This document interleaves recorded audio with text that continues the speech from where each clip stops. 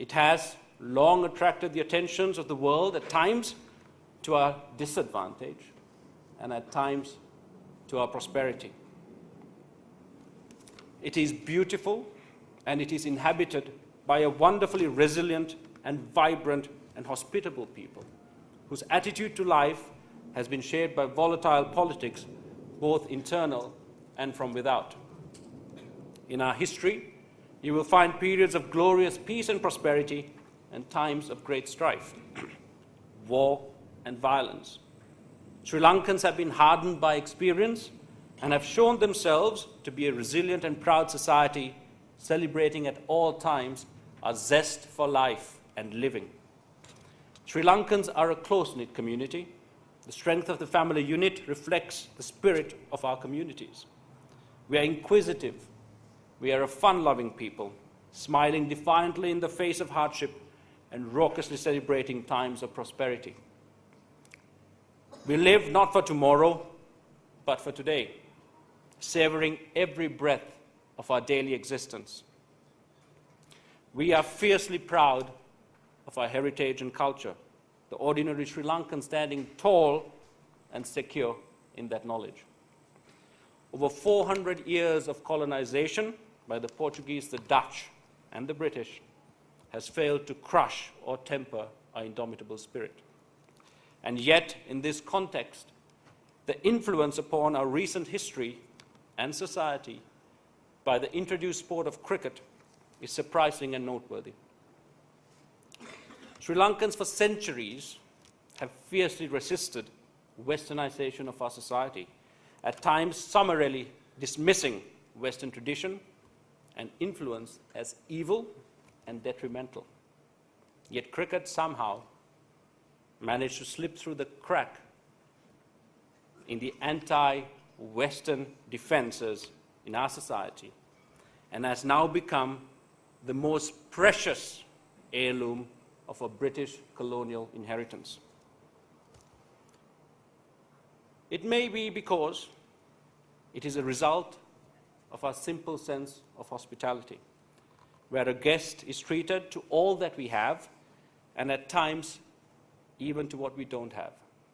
If you visit a rural Sri Lankan home and you are served a cup of tea, you will find it to be intolerably sweet.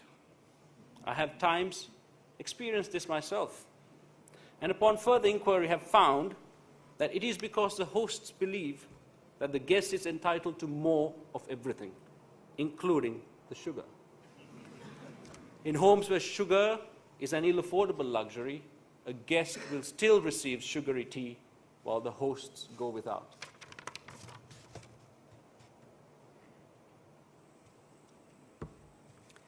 Fittingly, as it happens, Colin Cowdrey's and Sri Lanka's love for cricket had similar origins: tea. Colin's father, Ernest, was a tea planter in India. While he was schooled in England, he played on his father's plantation, where I am told he used to practice with Indian boys several years his elder. Cricket was introduced to Ceylon by men like Ernest, English tea planters during the colonial period of occupation that's covered a span of about 150 years from 1796. Credit for the game's establishment in Sri Lanka, though, also has to be given to the Anglican missionaries to whom the colonial government left the function of establishing the educational institutions. By the latter half of the 19th century, there grew a large group of Sri Lankan families who accumulated wealth by making use of the commercial opportunities thrown open by the colonial government. However, a majority of these families could not gain any high social recognition due to the prevalence of a rigid hierarchical caste system which labeled them until death to the caste they were born into. A possible way to escape caste stigma was to pledge their allegiance to the British Crown and help the central seat of government.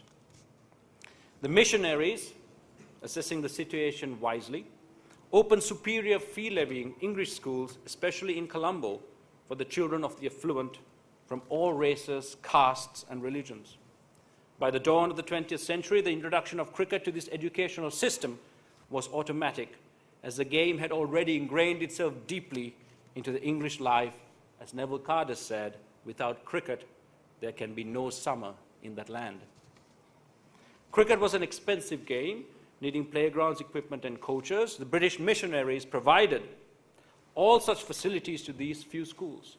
Cricket became an instant success in this English school system. Most Sri Lankans considered cricket beyond their reach because it was confined to the privileged schools meant for the affluent. The missionaries, in due course, arranged intercollegiate cricket matches backed by newspaper coverage to become a popular weekend social event to attend. The newspapers carried all details about the cricket matches played in the country and outside. As a result, schoolboy cricketers became household names. The newspapers also gave prominent coverage to English county cricket, and it has been often said that the Ceylonese knew more of county cricket than the English themselves. Cricket clubs were formed around the dawn of the 20th century, designed to cater for the school leavers of these colleges. The clubs bore communal names, like the Sinhalese Sports Club, the Tamil Union, the Burger Recreation Club, and the Moors Club. But if they were considered together, they were all uniformly cultured with Anglicized values. Inter-club matches were played purely for enjoyment. Club cricket also opened opportunities for the locals to mix socially with the British. So when Britain granted independence to Ceylon in 1948, it is no wonder cricket was a passion of the elitist class. Although in the immediate post-independent period, the Anglicized elite class was a small minority. They were pro-Western in their political ideology and remained a powerful political lobby. In the general elections immediately after independence, pro-elite governments were elected, and the three prime ministers who headed the governments had played first-11 cricket for premier affluent colleges and had been the members of the SSC. The period between 1960 to 1981 was one of slow progress in the game's popularity, as the power transferred from the Anglicized elite to rising socialist and nationalist groups. Nevertheless, Sri Lanka was made an associate member of the ICC in 1965, gaining the opportunity to play unofficial test matches with players like Michael Tissera and Anura Tennakoon, impressing as genuine world-class batsmen. In 1981, thanks to the efforts of the late Honourable Gamini Dissanayake, the ICC granted Sri Lanka official test status. It was obviously a pivotal time in our cricketing history, and this was the start of a transformation of cricket from an elite sport to a game for the masses.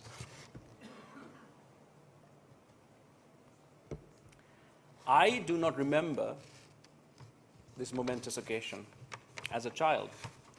Maybe because I was only 5 years old, but also because it wasn't a topic that dominated conversation in our home.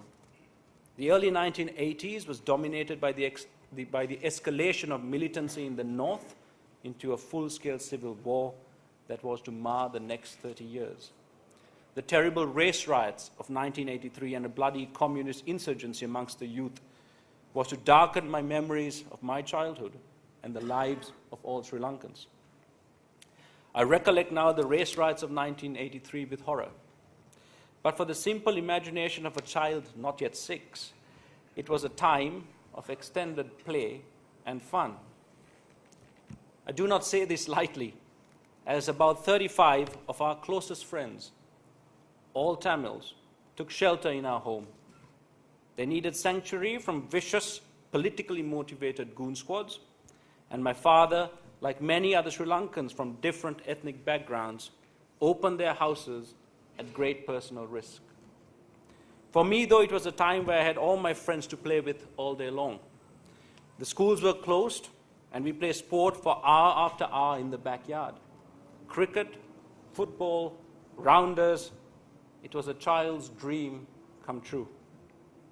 I remember getting annoyed when a game would be rudely interrupted by my parents, and we'd all be ushered inside, hidden upstairs with our friends, and ordered to be silent as the goon squads started searching homes in our neighborhood.